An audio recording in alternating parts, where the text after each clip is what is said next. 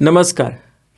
कोणत्याही महिन्याची 1, 10, 19 आणि 28 तारखेचा जर तुमचा जन्म असेल तर हा व्हिडिओ तुमच्यासाठी आहे.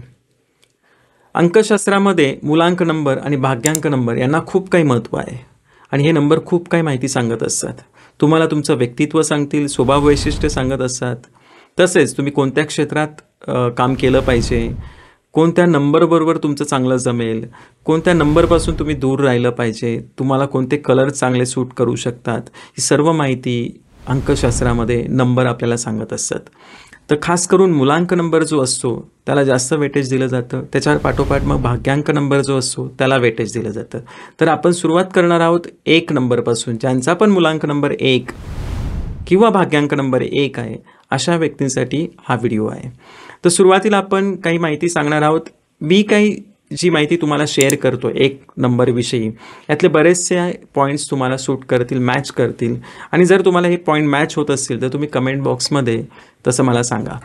तर सुरुवातीला बघणार आहोत आपण 1 जो मूलांक नंबर आहे हा सूर्याचा नंबर आहे. सूर्य हा सर्व ग्रहांचा राजा आहे.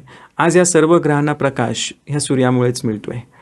आणि दुसरी गोष्ट, सूर्य आहे म्हणूनच ही सजीव सृष्टी आहे. तर इतकं महत्त्व या 1 नंबरला आहे.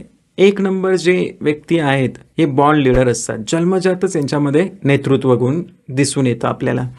दुसरी गोष्ट, हे कामामध्ये खूप परफेक्ट असतात आणि डिसिप्लिन असतात. खूप शिस्त असते यांच्यामध्ये. कामाच्या बाबतीत त्यांना तसंच दुसऱ्यांकडनं पण अपेक्षा असते. यांच्या हाताखाली जर 4-5 लोक काम करत असतील तर त्यांनाही असं वाटतं यांनी खूप शिस्तबद्ध राहावं कामामध्ये.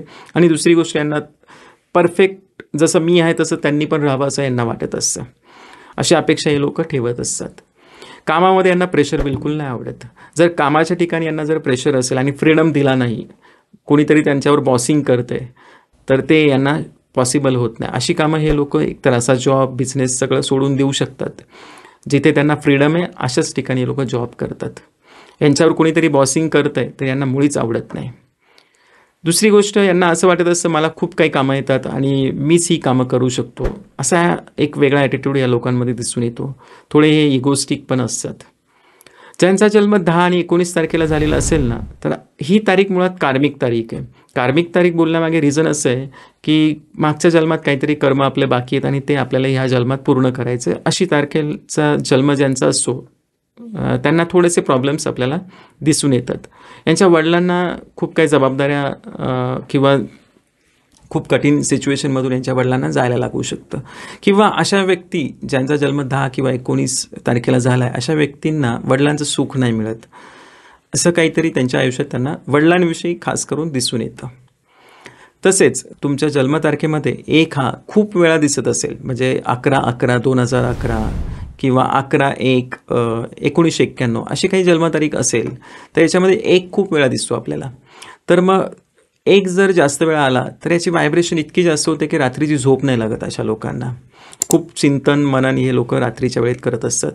किंवा यांना ॲडिक्शन असतं. मग ते ॲडिक्शन स्मोकिंगचं असू शकतं किंवा ड्रिंक, काहीतरी एक ॲडिक्शन ह्या लोकांमध्ये दिसून येतं. मूलांक नंबर 1 किंवा भाग्यांक नंबर 1 यांच्यासाठी लकी नंबर आहे. 1ला 1 चांगला जातो. 2, 3, 5, 6 आणि 9 हे त्यांचे लकी नंबर आहेत. आणि अनलकी नंबरमध्ये जर बघायचं झालं तर 1ला 8 हा सूट नाही करत, तितका मॅच नाही करत. म्हणजे 1 वाली व्यक्ती आणि 8 नंबरवाली व्यक्ती यांचं कधी जास्त पटत नाही.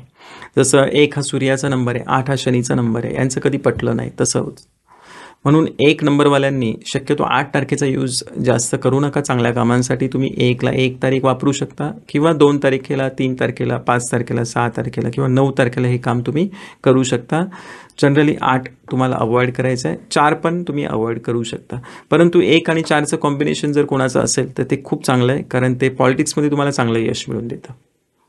कलरच्या बाबतीत बोलायचं झालं तर 1 नंबरवाली जी व्यक्ती त्यांनी ब्लॅक कलरचा यूज शक्यतो टाळायचा आहे. बाकी सगळ्या लाईट शेड्स तुम्ही यूज करू शकता, ब्लॅक सोडून. आता तुम्हाला ही माहिती कशी वाटली हे मला कमेंट बॉक्समध्ये सांगा. धन्यवाद. थँक्यू.